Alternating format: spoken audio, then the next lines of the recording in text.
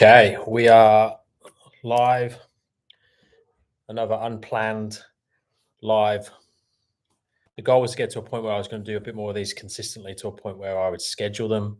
My routine hasn't allowed that yet, but let's have a little bit of a warm up before we wait for anyone to come on, ask some questions. No handstands so far today. It's 3 p.m. as well. That's a long time with no handstands. So let's just see what we're dealing with today. So a little bit of wrist prep just to make sure I'm happy to handstand.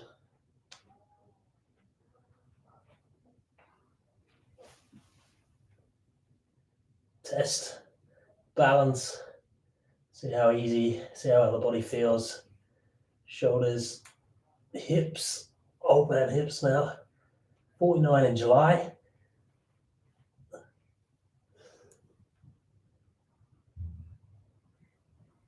Okay, it feels okay. Ready to demo some stuff if anyone's got any questions. Hey, how are you doing? I'm doing great, thank you.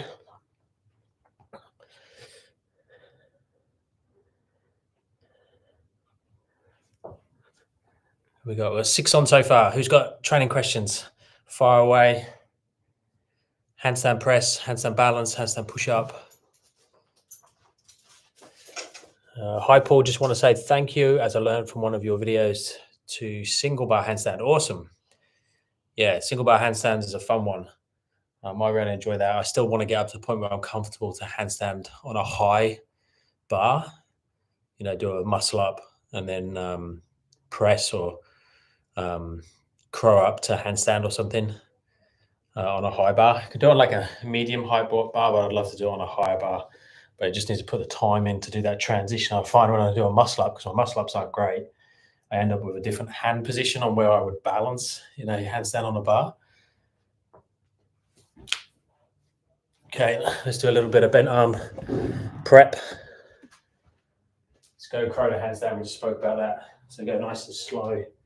So head and shoulders down, hips up, feet. Push, stay in that position. Gonna banana over and then use that to help me out into that position, and then back down all the way, went up. Nice and slow, controlled. Yeah, it feels okay.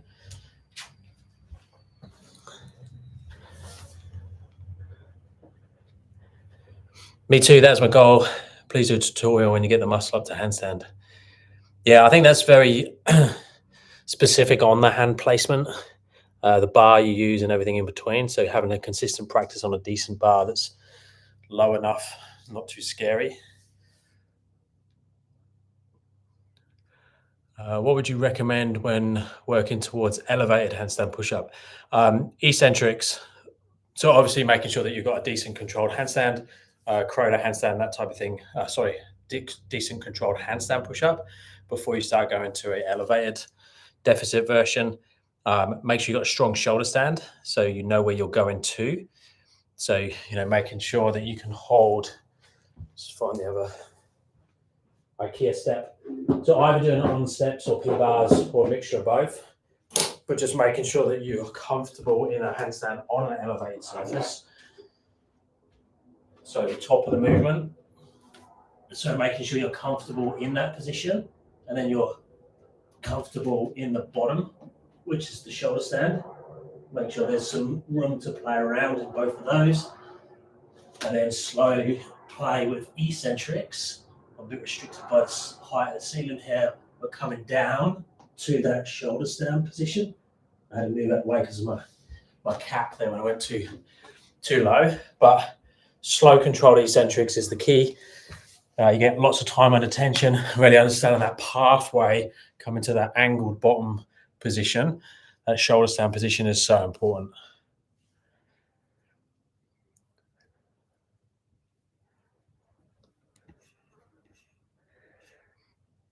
Where were we? I haven't done calisthenics in a while, and I'm just getting back into it. Yeah, like Elsie to shoulder stand, crow to handstand, that type of thing. Super easy. Like I would just demo there in terms of intensity, and they create such a big window of balance throughout the pathway of the handstand push-up and the entry and exit to a handstand. So I'd highly recommend that anyone's even working just towards handstand balance, that they're also working things like crow to handstand or handstand to crow. When you do handstand push-ups, do you protract the shoulders on the way back up? I would just think staying active and just pushing as hard as you can into elevation. Protraction is really thinking about this direction. So in front of you, this is more elevation and depression. So elevation, depression of the scapula. That's more protraction and retraction. So when the arm is more in that position, not this position. So when you're coming out of the handstand push-up, the scapula is really just staying in a really strong position and think about going up to a elevated position, not protracted. Because if you stay protracted and try and push, see how that mummifies me and I can't lift my arms up. But the main thing is just slow, controlled eccentrics, partial ranges, and then things like crow to handstand and stuff, and just try and spend lots of time under tension throughout the range of motion, and don't worry about what your scapula are doing, is trying to work that out. If you just stay in strong positions, you wouldn't think about it. We get way more questions about what the scapula is doing or what the pelvis is doing in the handstand or handstand push-ups and presses and things like that than you would get if you was thinking about doing a bench press or a overhead press with a dumbbell or barbell or even Olympic lifting. You just think you're pushing the weight away all the time. You're pushing. So if we're pushing the weight away when we're using barbells and dumbbells, then when we're doing it on the floor in a handstand push-ups and things, we just want to be pushing the floor away, make it a nice strong position. Where are we? I'm getting better now with the handstand, but only on grass. How do you maintain the balance on the hard floor? Just practice like doing the back to wall and chest to wall, pulling off drills. Do those every day. Once you get comfortable with those exercises, and once you get more comfortable in conditioning of the handstand itself, you'll find that the hard floor is actually much easier to use from a balance point of view. And then just learn to cartwheel and exit out, and you can learn that on grass. But just being able to step the hand forwards and then rotate and always landing on your feet, get very good at that. And then that takes away the worry of back splatting as well onto the hard floor. How do you fix the shoulder stand to become an actual bent arm stand? So just making sure that you're doing things like pike push-ups and stuff, because you don't want the shoulder stand to be your only bent arm positioning or strengthening or conditioning exercise. You need to make sure that you're going in and out of that position. So you can do like elevated pike push-ups, so hands elevated. So this is nice and easy because I've got lots of weight in the feet. And then I can just come forwards and down into my shoulder stand position and back out. So that type of thing. Then doing like one leg into the shoulder stand. You can step into it and then push in back out. And then eventually doing this much slower as you come into it. You can always have back, have the wall there. So you do it back to wall, have one leg bent. Then it will just slowly increase strength in that position. And then you'll eventually be able to just hold up in these positions all the way through, like at any part of the pathway of the handstand push-up. And you'll start to strengthen all of the shoulder stand. Then eventually, you'll be able to push out of your shoulder stand position. Might not be all the way up to handstand, but you could, do it chest to wall, back to wall, and then walk up the wall as you do it. I see. Thank you. Awesome. Oh yeah. Do you know how to do one leg dragon tail squat? One leg dragon tail, like the dragon squat, like a standard dragon squat, like a pistol squat, but with the leg wrapped around. My hip mobility is just not good enough to get into the position. But if you use, the biggest recommendation if you're working things like that is use something like this. So these are really cool. These are like polystyrene, but they slot together and make an incline, like a slant board. But they come as like a pack. I just got these to see what they were like, and they're actually really good. Stupidly cheap. So it comes in this pack like that. These split apart as well. So you've got the two lower heights, and then the two lower heights go together to make a two medium height. So then when you're working things like pistols and dragon squats, and you are limited by flexibility, you can start to play with it when you're in that position, and then just get in to the positions. So like, dragon squat position there, you can practice. Like I say, my hip mobility just not let me get into it, but that's the bottom of the dragon squat. So then you can do like eccentrics to come down into it. It's one of those things that I keep saying I'm going to train more, but I don't. But I've got a few clients who can do them because the progressions towards them are very similar to how you would train a pistol squat. So, working the eccentrics, slowly down, making sure you've got the mobility, but using something like that really helps from a positional point of view. So you can practice that bottom position, because with the dragon squat, it's normally the bottom position that people fall out of because they don't have the hip or calf mobility to stay in the position. Hello. Amazing. Thank you. Awesome. What's your number one tip for going into handstand freely? I can do a 10+ second handstand from the wall, but can only do it 25% time when kicking up. So the biggest thing is just making sure you've got a real strong underbalanced handstand. So if let's make sure I'm in the shot. So the base is number one. So hands, shoulders on top of the hands, focal point is there. What we don't want to be in is in a position like this. And then when I kick up to handstand, I have to throw myself forwards in that direction. So my energy is going that way. You want to make sure that you're pushing down. So see the shoulders are on top, I'm looking directly down. And when I kick, I'm kicking at the back slightly and back down. Notice the shoulder focal point all stays exactly the same. But my energy, my kick up is going up and down here. My hands and shoulders are there, and I'm kicking up and down this side of the handstand. What we don't want to be doing is going that way. So I'm running into the handstand. Because if you overdo it, you're going to go back splatting that way. And if you underdo it, you're going to be down over here. But if I'm on top of the base, then when I kick up, I can always catch somewhere here. So I'm a bit sunken. I can push out into that position, or I can stay in that underbalanced handstand. At no point do the hips and feet get on top of the shoulders and fall out that way. So practicing that energy of coming up into it is really useful. And even if you overdo it, you'll just go up a little bit. And you haven't gone over. So more up and not sideways movement will create a much stronger, more consistent handstand balance. But the more stronger you become at the toe pull exercise, the underbalance handstand exercise, the easier your kick-ups, entries, catches, window of balance will be, because it just creates a much bigger window of balance. Hi Paul, I'm trying to learn the planche, but I don't think I'm training it enough a week. I also have handstand push up, front lever, pull-ups, and legs. Do I need to sacrifice to train planche more often? No, like what I would do is I would simplify your training as much as possible. So try and decrease the amount of different exercises, especially if you've got like supplementary exercises in the program.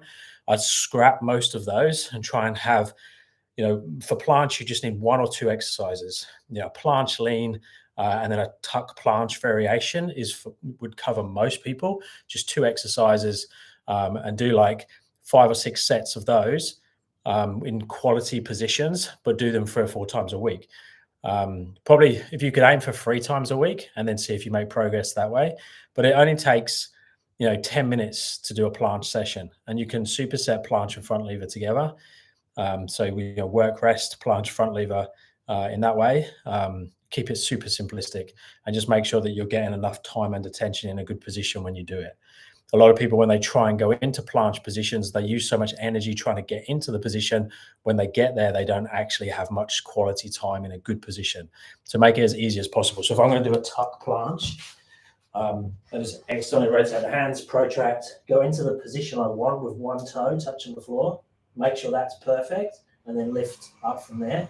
So that's much easier and uses way more energy to get into the position than if I start in this position and then I'm trying to pull myself up into a planche like this. So I'm using loads of energy to get into it. So make it as easy as possible, as efficient as possible to get into the working position that you're aiming for your time under tension, and then hold there. As you get better at it, you can add in transitions and stuff.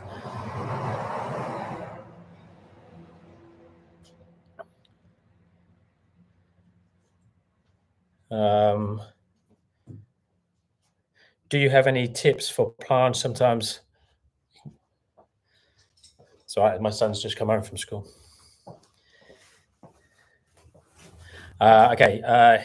You don't want to be on camera? He said no. Okay. Hi, Paul. I'm training to... Okay, I've done that bit. Do you have any tips for planche? That would be the main one, what I've just shown there, in terms of the position and getting into it. Sometimes I feel stuck with my hands are about to reach hip level. Where my hands...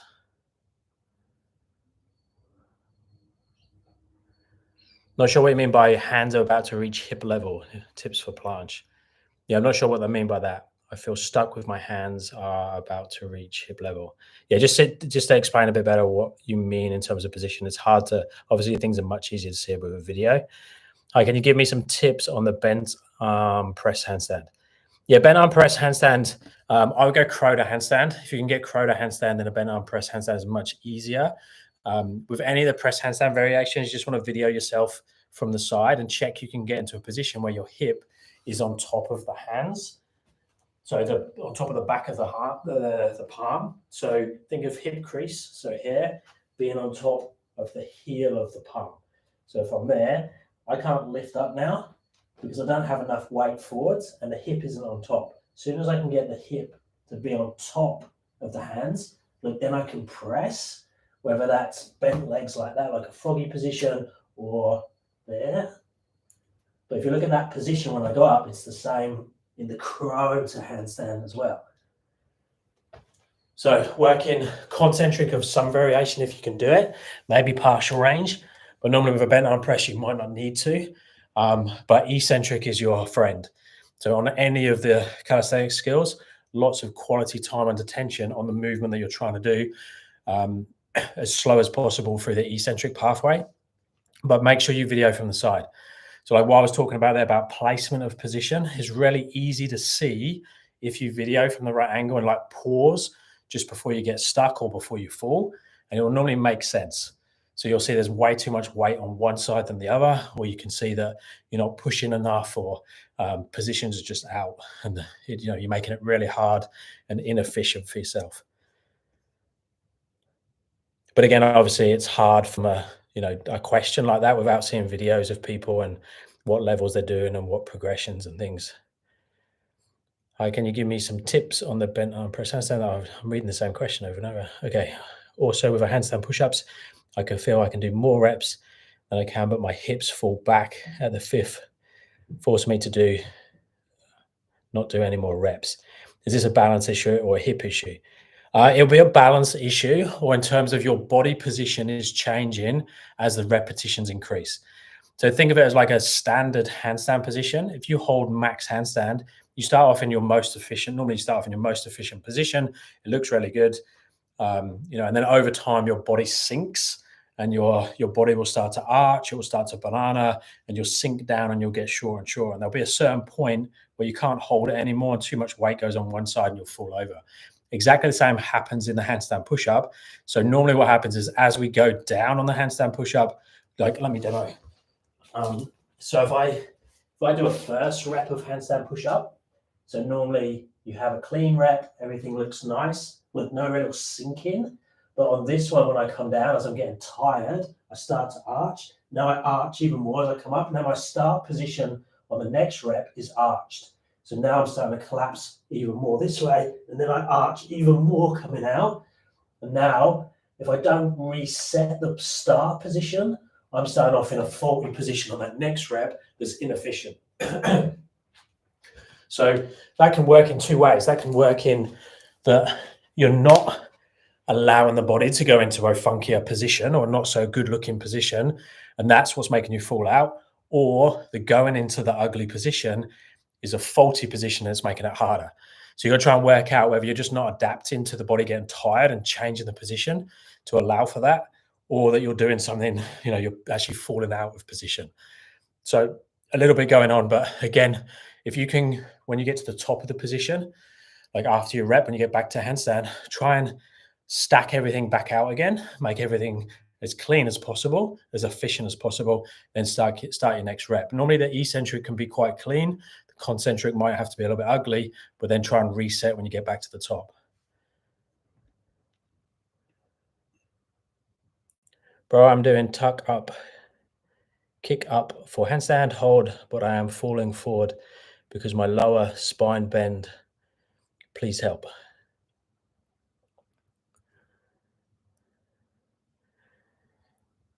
Okay, so if there's two things that could be happening there. So your lower spine bend could be that you're lacking flexibility, or you're very hypermobile in that area, and then you arch and collapse through that position. So either or, you need to adapt to go through positions that your body can actually do, and you're not forcing yourself to do positions or pathways. You know, like a press hand, if we go really slowly into a handstand, like a press handstand is a lot easier to see. But if I go into a position that I can't physically get into, or I have to use lots of energy to get into, my body's going to normally compensate somewhere else in the body. So say I don't have the mobility in the hips, I'll often arch the back, or I'll bend the arms to compensate for not enough hip mobility. Or worst case, it knocks me out of my handstand position. So you need to check, do you have the correct flexibility through the pathway that you're trying to achieve when you try and enter the handstand in that way? Normally, if you can make it slightly easier by using the wall, or backing off something intensity-wise, going a little bit quicker, not demanding so much strength, whatever it is, or bending the knees slightly so you're not demanding so much flexibility, normally then you can isolate it and see what's missing. But again, it's really tricky without visually seeing what you're doing, but you've got to make sure that you have the ability currently to do what you're trying to do, whether that's flexibility, balance, or strength, or a combination of those things.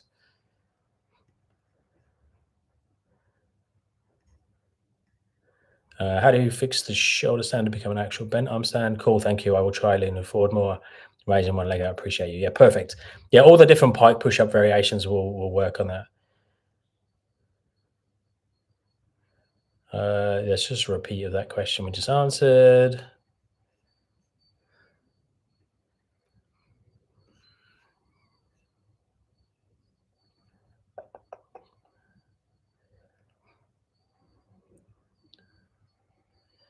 Wow, thanks a lot. Now I realize what kind of throw myself forward. Love your content. Awesome. Yeah, that's a really, really common one. Normally, because when we've learned from going to the wall or kicking up from a distance. So normally we are going forwards or backwards to try and get to the wall. But we want to think from a freestanding point of view, we want to get on top of that base. Makes a massive difference. Where did you buy the slant boards? And the way I do the dragon tail one leg squat is to hold a resistance band, but I think I'm doing the progression moves the wrong way. Yeah, the downside, again, is very similar to what we were just talking about with the handstand, is if you're using a band, normally the band will be attached to something over there, which means that our movement is forwards and backwards. So if we start to release the band, we're going to fall backwards against that. Where if we can try and work on going up and down with the movement, real slow eccentrics, that's the best way to do it.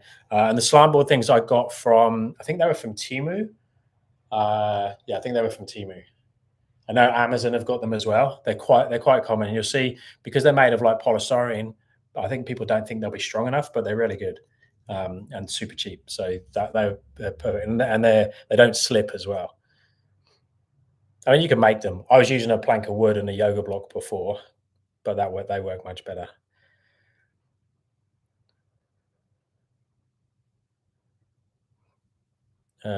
Exercises to go from one press to handstand to rep to multiple press to handstand reps, specifically for straddle. As slow as possible, and then just try and kiss the toes to the floor. So the bottom position is the hardest position, where you change direction to keep the weight in the correct position. So when I come down on a press handstand, so if I do one rep, so most people are going to start like this, and they come forwards, and then they'll do a press handstand. And then when they come down on the next rep, they'll come down and they'll do this, and then they'll try and go back up again. Now, either they haven't landed in the same position, so their toes are slightly different to their sweet spot, how they got their first rep, or they just put way too much weight back here. Now I'm too heavy in the legs. Ideally, what we'll do is we'll do the first repetition. So then when we come down, see how I just come to this point and touch, and then I go again. So if you can't do that on your eccentric on the way down after your first rep, just hold there for time, where you've got no weight in the toes and just kissing the floor, and get really good at that. And then you'll be in the sweet spot and be able to go back up again. You could do partial reps as well. You do one full rep and then followed by a partial rep. The downside of the partial rep is you don't tend to get the hip to go over the other side. You know, when you're pressing from the floor, the hip has to drop over for most people, unless they're very gifted from a limb length point of view. But even the most flexible people will need to drop the hip back a little bit. That's why it's so hard to press off the floor compared to like pressing off a yoga block. So filling that gap with lots of conditioning and strength is super important. Even just like doing little floats with the toes just off the floor works really well. You can also go deficit. So you could raise the hands up slightly on your single reps. So like on a handstand board or something, if you've got something like this, you put your hands on the board while you're doing your press handstands. That's like wearing a weighted vest or something in terms of making the exercise more challenging. And then suddenly when you come off the board and don't have that deficit, it's much easier to do multiple reps because you made the one rep harder. Thank you. You hit the nail on the head, stacked everything back to start the new. Yeah. When I do chest to wall handstand, push up, my back is arched, even though I'm trying to hollow and lock out. Is it a case I have a weak core, weak shoulders, or weak shoulder flexibility? No, it's probably more just position of strength. So, think like a bench press. So if I'm going to do a bench press, if I arch my back like this, it's going to go more of a deficit position and push like that. It's much easier. If I have to push this way, more of an incline press or an overhead press, I'm much weaker. So the body actually wants to go into more of an arch when you do your reps. So that will make a big difference. So your position of strength for your, where your body likes to hang out and do and work, push hard. Also just practicing holds, chest wall holds, but having the hips a little bit further away from the wall. So everyone, when they do chest wall handstand, they think that they should bury themselves towards the wall to create a good handstand line. So they do this type of thing. And they start looking in and doing all this in this position. But ideally, we actually want to be more like this. So I'm more away from the wall. So when my toes are lighter, and also just exaggerate the hip a little bit and hold it there. We don't want to do this and have the hip coming out on top of the shoulders. So long as the shoulders are slightly forwards, have the hip out a little bit more, and then to there, and then even walk back up the wall to make sure that the hip is staying a bit further away as you go up and down.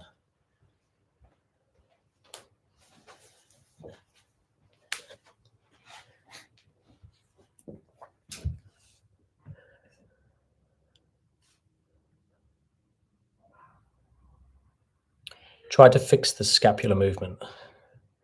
Not sure what that relates to.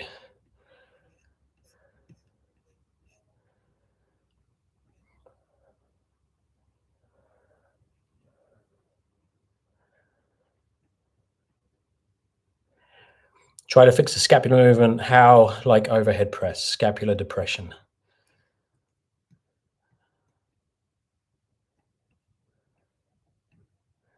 I had a right shoulder accident preventing me from doing the back lever hold.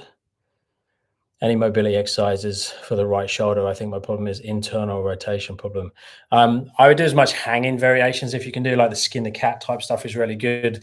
Any of the, the physio external rotation exercises, fantastic for the shoulder. I often just give the single arm external rotation with a dumbbell or the, what do you call it? I forgot the name of them. The two-handed version. I forgot the name. It'll come to me in a second. What's it called? Cuban rotations. So Cuban rotations where you use a stick and do that movement and then go to a bar. That type of thing is really good. A lot of the other calisthenics movements where we're using a closed chain environment works really nicely as well. So you're moving your body around, your hands being fixed is really good. In general, there's some information about the scapula there. All the scapular stuff, super important. Scapular push-ups, retraction, depression, doing active, passive hangs, arching scap pulls where you're retracting, depressing the shoulder blade and opening the chest up while hanging is all really, really good for the shoulder.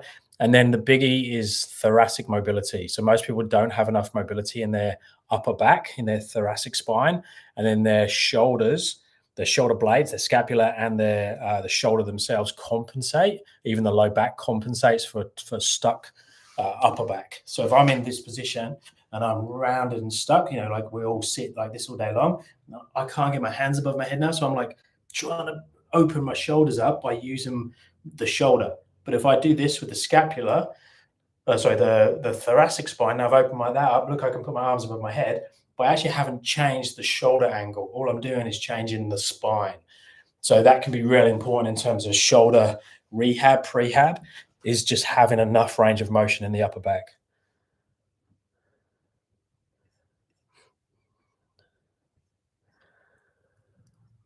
Oh, wow, and do it so smoothly. Okay, thank you. I will try that. I learned lots from all your YouTube shorts. Awesome. My chat keeps like going up and down really fast.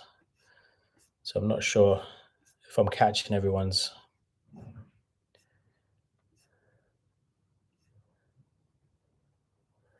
Hello, how can I keep my toes pointed during a handstand?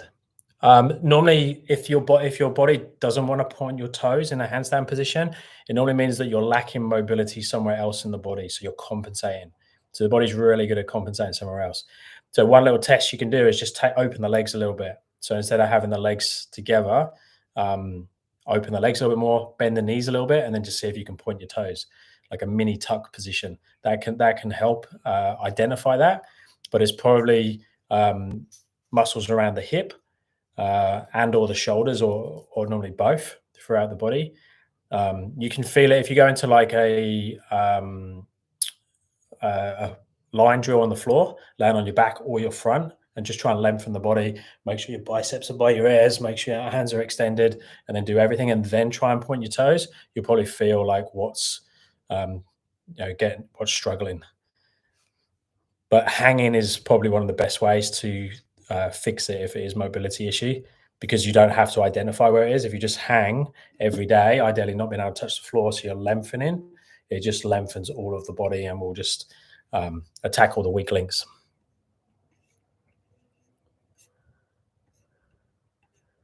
Guys, I think we're up to date. I think we answered all the questions.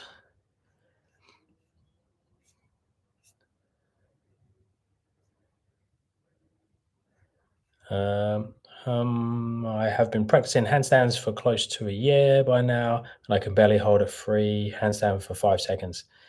Yeah, so I'd assess how you are handstanding against the wall, because I would be doing, like if you are doing handstands against the wall, I would make sure that you're doing back to wall, chest to wall, pulling off the wall to work over and under balance.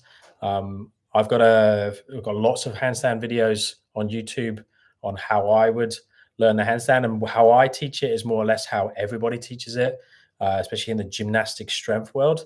Just using heel pulls and toe pulls, under balance and over balance, and then doing some conditioning work on top of that, some tuck holds and stuff. Getting good at being able to pull from the wall. Once you can do that, pulling from the wall and holding for time, and then adding in freestanding work as well. Normally, if you practice enough and practice those drills, everyone can get a handstand. So I would just assess how you have been practicing it and just check you've been doing, those type of drills. If you just search my name and then put in handstand, hold, and kick up, you'll get one of my most popular videos will come up.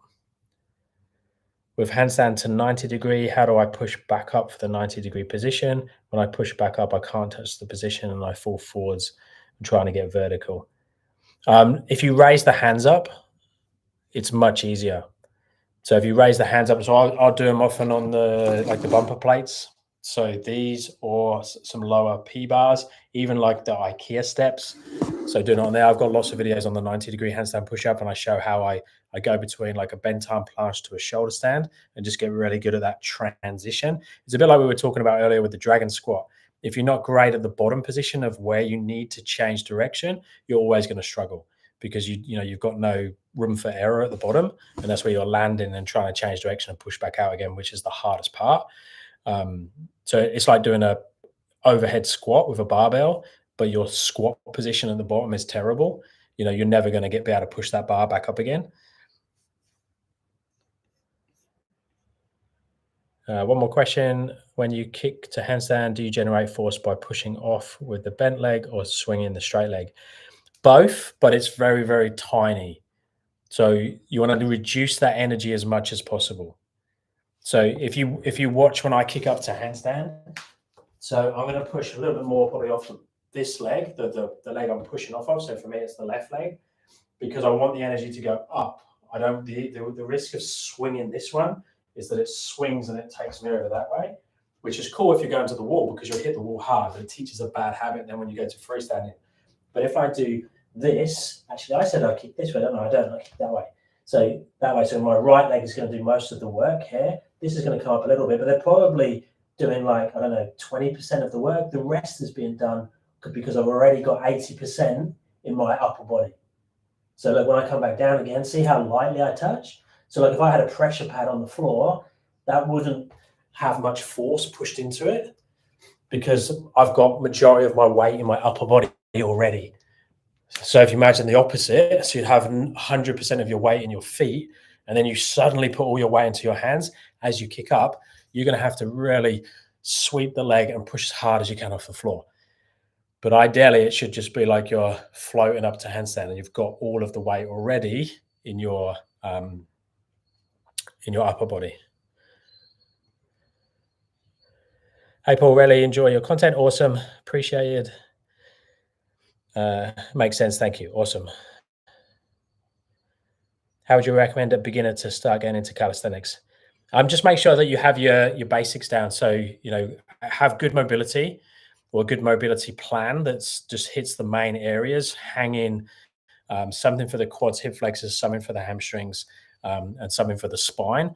And then on top of that, just making sure that you can work up towards doing chin-ups, dips, those type of bodyweight exercises, planche lean, holding that position, work up to skin the cat, handstand holds, you know, up against the wall, and then just do all the basic stuff. I've got a couple of videos on calisthenics for beginners where I go for the movements I think you should be doing. It is very individual though, you know, because a lot of people start in calisthenics, can't nowhere near a dip. Their exercises are going to be very different than the person that can already do a few chin-ups and dips. They can obviously jump into the harder exercises.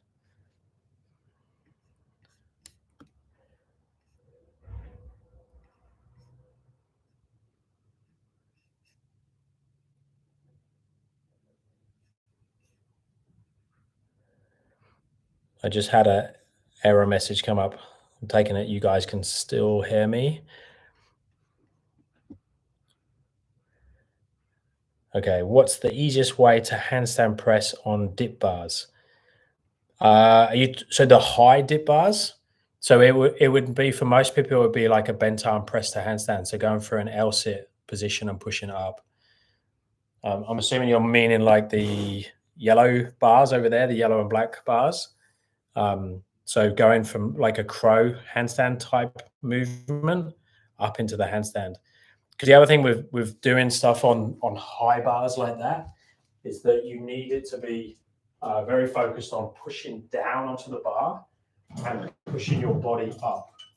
What you don't want to do is be pushing sideways or forwards or backwards on a bar that's unstable. So these are actually really good ways of training for that, because if you look, if I push sideways on them, how unstable they are, even forwards and backwards, like these aren't that stable. So why don't they, I mean, handstand canes will often be the case as well.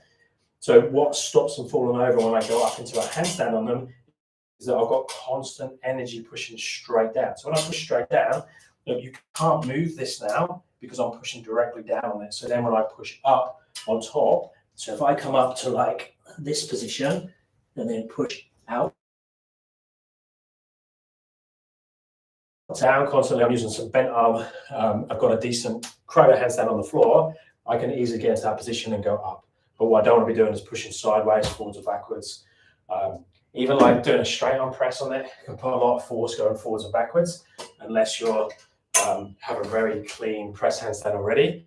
So if you've got like a starter press on the floor, the straddle L sit to handstand, that would be an easiest way to get into it, because you can get into a straddle L and then go up from there. So again, it depends what tools you have already in terms of your practice and then where you feel most confident. But obviously, the other biggie is making sure that when you're going to handstand on them, that you have a handstand on a high surface. A bit like we was talking about with the deficit handstand push-ups earlier. If we don't have a strong high handstand on the item that we're trying to press up on, our body's going to like chicken out of it or just back us off. The safety switch is going to kick in and it's going to be really hard. So make sure that you put the work in to create strong balance onto what you're handstanding on, because you don't want to get up high on something and then realize you can't hold the balance.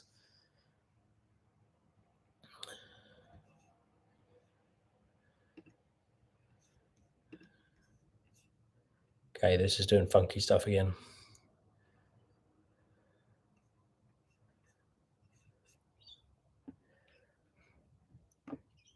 Uh, 90-degree handstand drills, please. Same as what else we were talking about with the 90-degree handstand push-up, the same as the dragon squat, the same as the other movements. We need a strong bottom position. So you need to have a bent arm press, a bent arm planche hold, and get really comfortable there, and then be able to transition from the bent arm planche through to the shoulder stand and back again. So you can do it on P-bars, you can do it on these steps. You can make it easier by going into other positions. So if I go into a straddle, I'm going to push the arms into my torso. So I'm in that position, and then I just practice this, coming through to that position and back again. And then I can start to add in a little bit of push as I come through as well and do that type of movement. Then once I got comfortable with that and I know that I can transition, then I can go from a handstand lower to a deficit handstand push-up, then come forwards into the eccentric. So then I can do eccentric 90-degree handstand push-ups. Once you have clean eccentric 90s on raised surface, you can start to do those same drills on the floor. It's just harder on the floor because you can't sweep your head and shoulders down.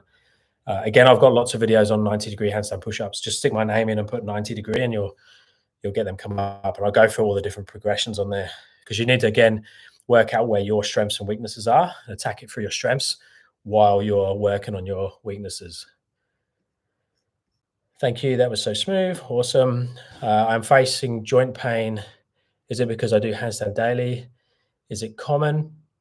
It depends on you as an individual, like what your conditioning is like, what your postural positions are like.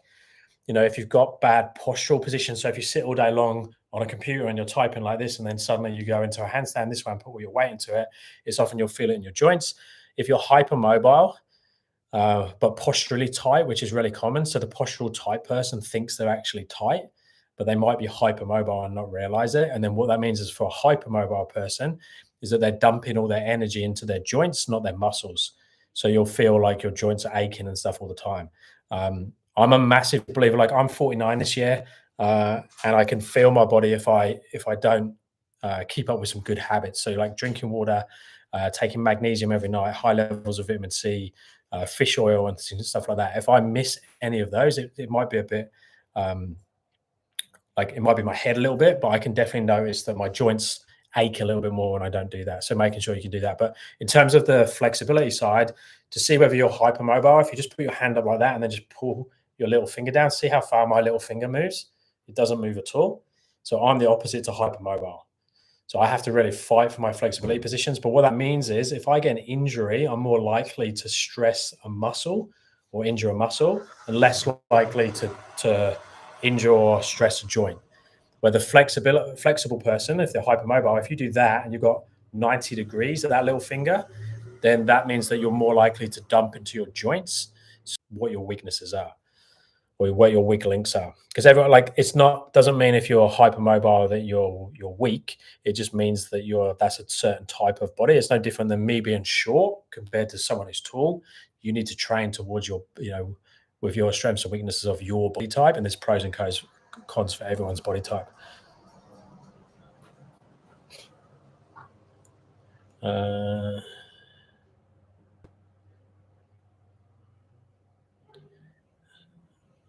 How do you get into a practice for the Korean dip? I can already do the Russian dip, or known as the impossible dip. I can do 10 reps. I can't remember what Korean dips are. Which variation are they? Are they so the Russian dips is when you go down onto your elbows. Is Korean dips more of a turned out dip, like an RTO dip? I can't remember which the ones the Korean dips are. I should know that. This live showing has been so informative and fun practicing and taking notes. Yeah, awesome. Yeah, and obviously this is going to be up and you can watch the recording as well. I'm a big fan of doing these ones. They're good as well when people send in videos and I can show you people's videos and what people are working towards. Because I've got loads and loads of content up now from like all the different main movements, but the specific questions that people have is really interesting. How many months did it take you to master a standard handstand? When I started this, I was 37 and I had like an 8 to 10 second dodgy handstand. And then it took me about 3 or 4 months to get around a 60-second handstand. But I went all in. I was practicing every day, like researching, getting the best coaches. I went all in on it and started doing it as my work straight away as well because I was already a coach. So I had the opportunity just to train nonstop on it. I've got a video like how long do calisthenics skills take you, where I go through all the ones that how long stuff's taken me, and then like the average person, if there is an average person, to give you some ideas just from years of training lots of people towards these skills. I've got a rough idea on how long things take. But someone, the other thing that happens as well, like what is a master of a handstand? Is it someone that can hold 60 seconds? Is it someone that can do a one-arm handstand? Is it someone that can press handstand?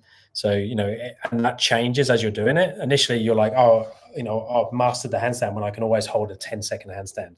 But as soon as you get to a 10-second handstand, you'll want a 30-second handstand, or you want a minute, or you want a press handstand, or you want the one-arm handstand. Like it constantly changes. I don't think I'm a master of the handstand. A master should be able to do everything, and I can't do everything. I'm pretty good on my hands, and I can demo lots of things cold, but I wouldn't say I'm a master. I don't understand the cue of externally rotating when doing pancake stretch for press handstand. Haven't done progress for a bit and always hurt my hips. Again, you need to work out like what your body, the position your body prefers when it goes through the movement, and you can practice externally rotating the hands and the shoulders, externally rotating the hips, turning out. And normally what happens is when we do that, it creates a stronger position that we can push against. So, when we do a bench press, we externally rotate and we push, and that makes our chest stick out more. Like it sticks out way more when I push in that way. If I internally rotate, I collapse down on joints, and it's much harder to push. Like I wouldn't push like this. You can see that looks horrible. But if I push in that position, I'm way stronger. It's exactly the same in the hips. Normally, external rotation creates more space and helps us get into positions. It can, in a press handstand, it can mean that if I externally rotate the hands, I can take the shoulders further forwards.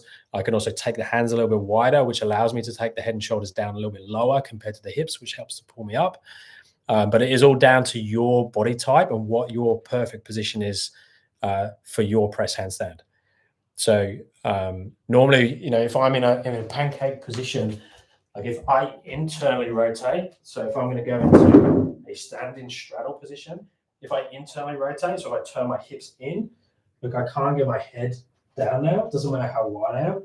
But if I externally rotate, and now I can get the hip through into that position, look how much deeper I can get now into that position and how much easier I can pull back out. So create a bit more space in the hip, creates more space for the bones and a stronger position. So normally people will say externally rotate when we go into positions for that reason.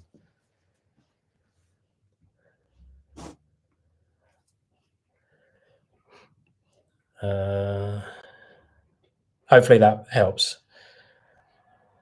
Thanks a lot. Nope, it's like a back lever position. What's like a back lever position? Have I missed something? But you're not doing a back lever. Oh, the Korean dip. Sorry, we're going back to that.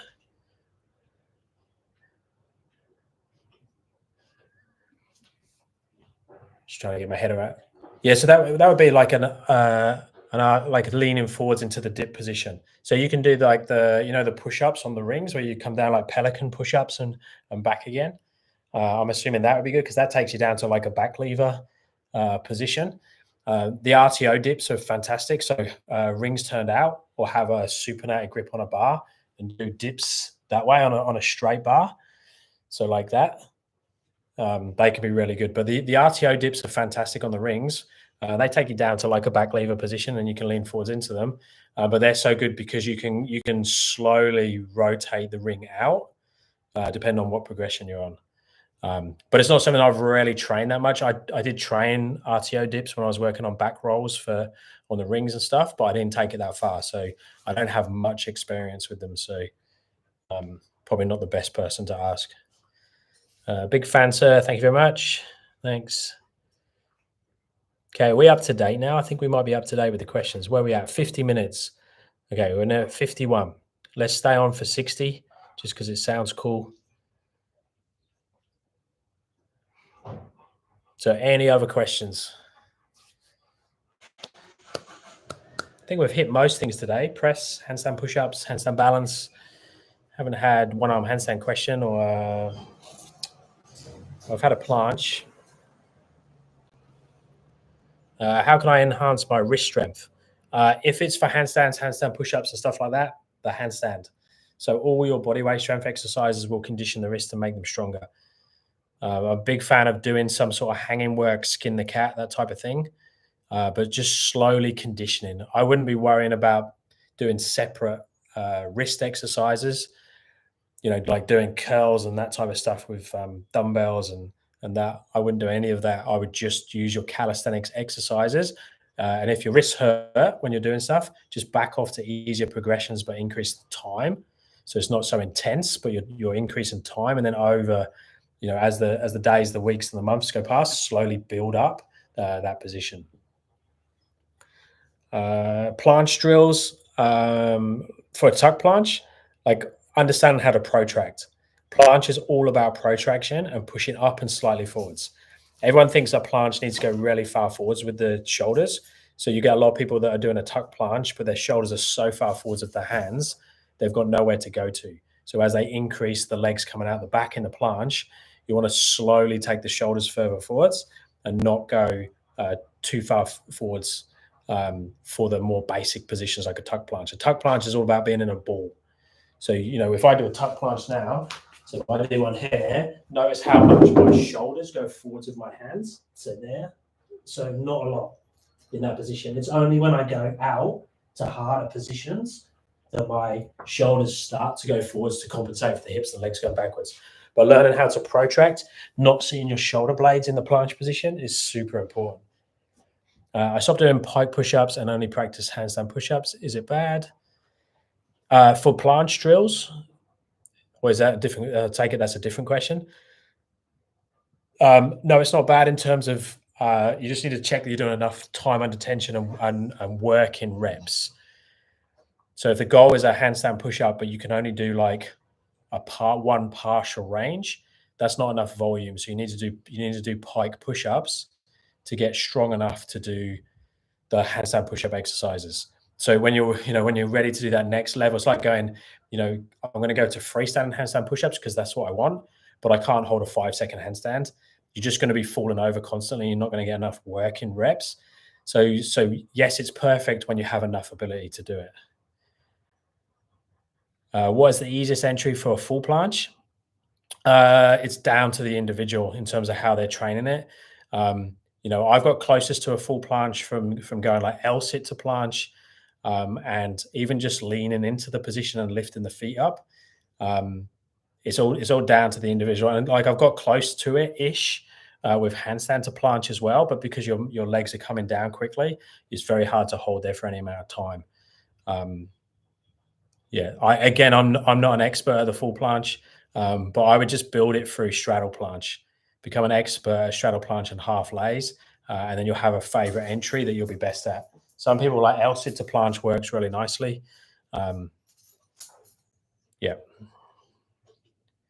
Yes, different question. Yeah, that makes sense. L-sit to handstand on the surface, on floor, that's all about hip mobility. I can't do it. I have to raise my hands up slightly because I can't get my legs through. It's exactly the same. Like if I hold onto a bar, I can't get my legs through between my shoulders and my hands. because my hip mobility is not great in that position, and also my arms are short. So if I raise up, I can do it easily. I'll sit to handstand the surface. Awesome. Bro, my chest size is unbalanced. How can I be balanced? I think everyone's dominant side would be stronger than the other side. That's all that is through habits of doing things, sports, work, whatever. You'll have imbalances. But if the imbalance doesn't cause any dysfunctional pain, I wouldn't worry about it. And I'd just train your calisthenic skills, and that should help even it out. It's like a lot of people, when they first look at like their straddle handstand, they'll have one leg up in the air and the other leg will be down over there, because the flexibility in the hip is completely different. Everyone's pelvic tilt is completely different. If you do a postural assessment and you stand straight, you'll see one hand will rotate in more than the other hand. And normally the dominant side will rotate in because the pec and the lat is tight on that side, which will make it look like your chest is a different size. So I wouldn't overly worry unless you have pain. I'm not able to get my complete hand on the surface. Yeah, so just raise the hands up. Just raise the hands up until you can do it. Or if you've got very short arms, some people. There was a female that used to train at my old gym, and she would sit in this position like this, and she couldn't put her hands on the floor. So her hands would be up there, and it didn't matter whatever we'd done, you couldn't do it. So she had to work with a yoga block or something under her hand to be able to push up into an L-sit position. So you just got to work with what you have and just raise the hands up if you can't do it. And if it's a strength thing or mobility thing, slowly decrease in the height as you work, increase in the mobility.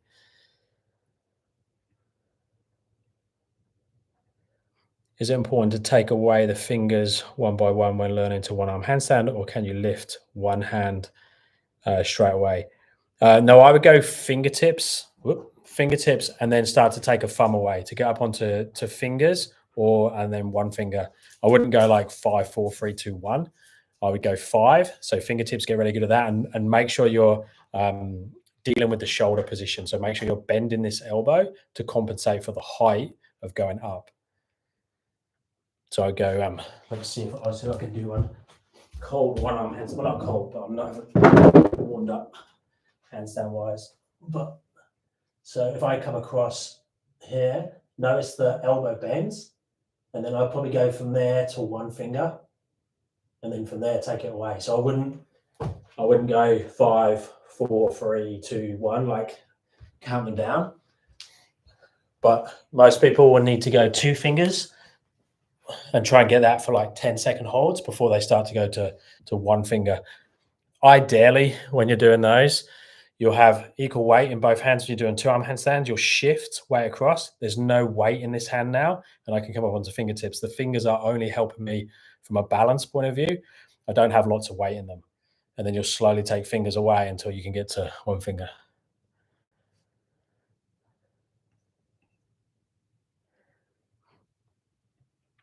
Thank you. Wow, your one-arm handstand was amazing. It's very, very rusty, my one-arm handstand. I put a video up like 2 or 3 days ago of how to do a one-arm handstand, where I go through it, and you can see there that I can still do it on my right-hand side, but it's not as good as it was. I just don't practice it as much now. So I lost the enthusiasm to keep pushing it. It takes over. It takes so much time to do a one-arm handstand. Do you train the one-arm press up?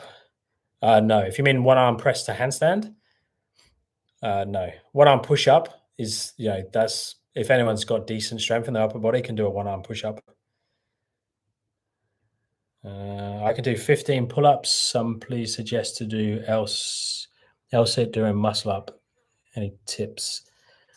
It all depends on what muscle up variation you're doing, whether you're doing like a dynamic one with a kip, whether you're doing false grip muscle up, whether you're doing a ring muscle up. L-sit or front lever position can help with the muscle up because it's like the seesaw effect. As the legs come down, the head and shoulders come up and vice versa. But an L-sit type front lever position can help, but you need to be very efficient in the L-sit or the front lever to make that work.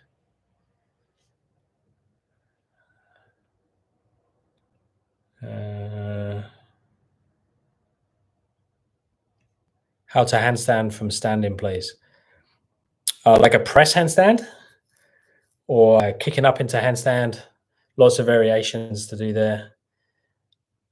I've got loads of videos on press handstands and handstand kick-ups in terms of just standard balance. Guys, I'm going to rush through these questions now because we are at an hour. I'm going to have to disappear. I'm so stuck. I'm strong enough to do bent arm float.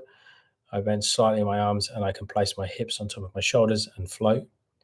Yeah, practice crow to handstand. So get good at crow to handstand if you can do that. And then use a crow to handstand up and do an eccentric without putting the knees back onto the arms, coming down, and do that really, really slowly.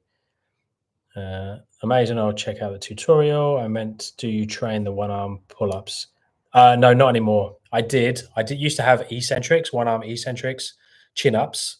So I chained them on the ring. So there on the, and I got one. It's on my Instagram, me doing a one arm chin up. It's not great at all. I just found that I got very, very sore in the elbows and the forearms. And trying to do that, plus doing all the muscle up ring work, plus doing handstand push-ups and all the planches and everything, my body just didn't like me. So I wasn't that into the one arm work or the pull-ups. I've always preferred the push-ups. So I just backed off on it and focused on that.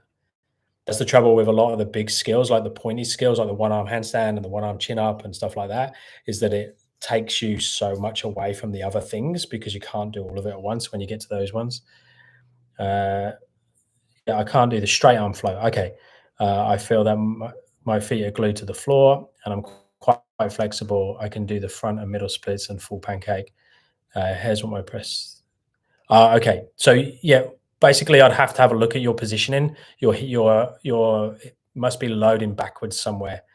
Taking the hands a little bit wider, externally rotating the hands, make a difference. Planching forwards, training tuck planche. I don't know if you do straight arm strength. I train skin the cat, front lever pulls, that sort of thing, and you'll probably feel that gap, especially if you can float a little bit. It could be the way you're positioning your body because it sounds like you're easily mobile enough. No, like kicking up from a stand-in. Yeah, it's just make a really strong base. So hands, shoulders, focal point, and then kick on top. Search my name and then kick up and hold.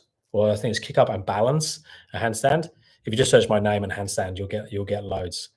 Videos come up where I teach the freestanding balance. It's very, very simplistic in terms of how to do it. Everyone teaches very similar, and it's just consistent practice.